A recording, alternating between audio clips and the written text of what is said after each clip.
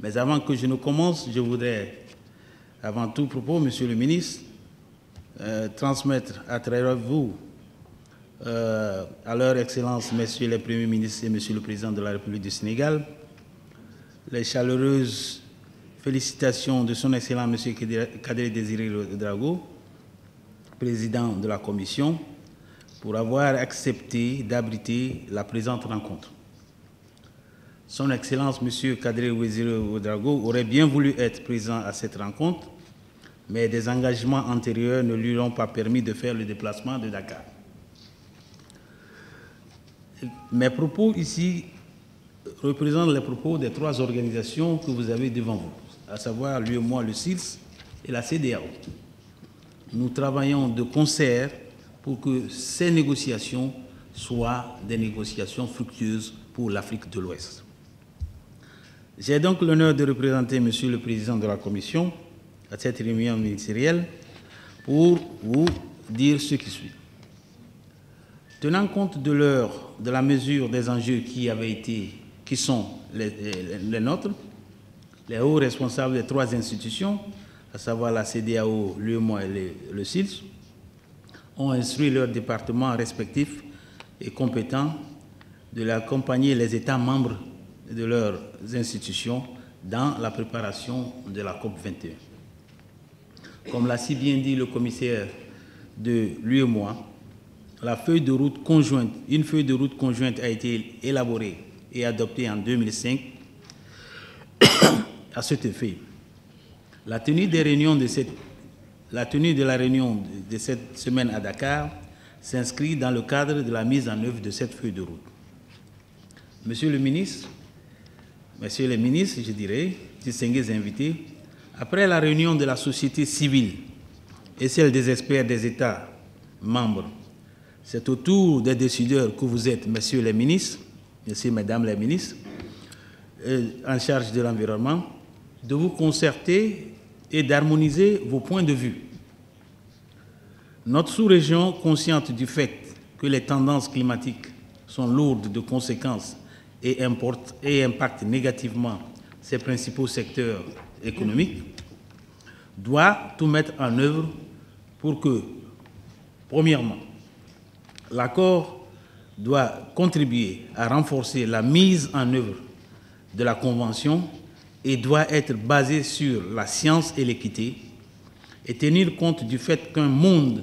plus chaud de 2 degrés Celsius par rapport à l'ère pré-industrielle signifie des hausses de température de l'ordre de plus de 3 degrés dans les régions arides et semi-arides de l'Afrique de l'Ouest. Deuxièmement, l'accord doit être équilibré et porter non seulement sur l'atténuation, mais également sur l'adaptation, les pertes et dommages, le financement, le développement et le transfert de technologies, le renforcement des capacités ainsi que la transparence du soutien à l'action. Troisièmement, l'accord doit reconnaître que les besoins en matière d'adaptation et de perte de dommages seront incommensurables pour les pays en développement et donc l'adaptation et les pertes et dommages doivent être traités de manière équilibrée avec l'atténuation. En effet, le nombre d'inondations qui sont de plus en plus fréquentes se situe de l'ordre de 6 à 12 par an en Afrique de l'Ouest au cours des années 2000, alors qu'il était de 1 à 2 au cours des années 60 à 90, avec des pertes de dommages importants sur les infrastructures, les cultures et les terres agricoles. L'étendue des impacts liés au réchauffement climatique sur les secteurs stratégiques et économiques des pays de la sous-région conforte la position défendue par le groupe Afrique dans les négociations internationales sur le climat, à savoir la limitation du réchauffement climatique en deçà de 1,5 degré Celsius par rapport au niveau pré-industriel. Messieurs les ministres, distingués invités, les évolutions climatiques actuelles observées, qui sont sans doute amplifiées par les changements climatiques, feront du Sahel et de l'Afrique de l'Ouest les points les plus chauds au monde. Le seuil de réchauffement de plus de 2 degrés Celsius constitue une menace dangereuse pour les systèmes agro-silvo-pastoraux et halieutiques, la santé, la sécurité alimentaire, la paix et la sécurité de la sous-région. La présente réunion offre l'occasion à vous, mesdames et messieurs les ministres, en charge de l'environnement des États membres du SILS, de l'UEMOA et de la CEDEAO, d'échanger et d'harmoniser vos points de vue sur les priorités de la région en lien avec la position commune africaine pour la COP 21. Mesdames et messieurs, avant que je ne poursuive et de clore mon propos, je voudrais exprimer particulièrement toute ma gratitude au programme des Nations Unies pour le développement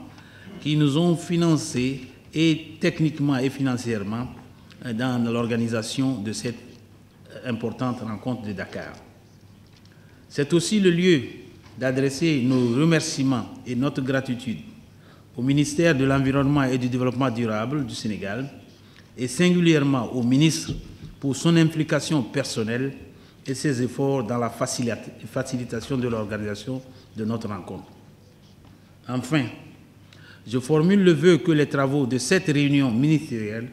nous permettent de mieux nous organiser pour défendre les intérêts et les priorités de notre sous-région durant les négociations dans la capitale française. Je vous souhaite plein succès à vos travaux et vous remercie de votre aimable attention.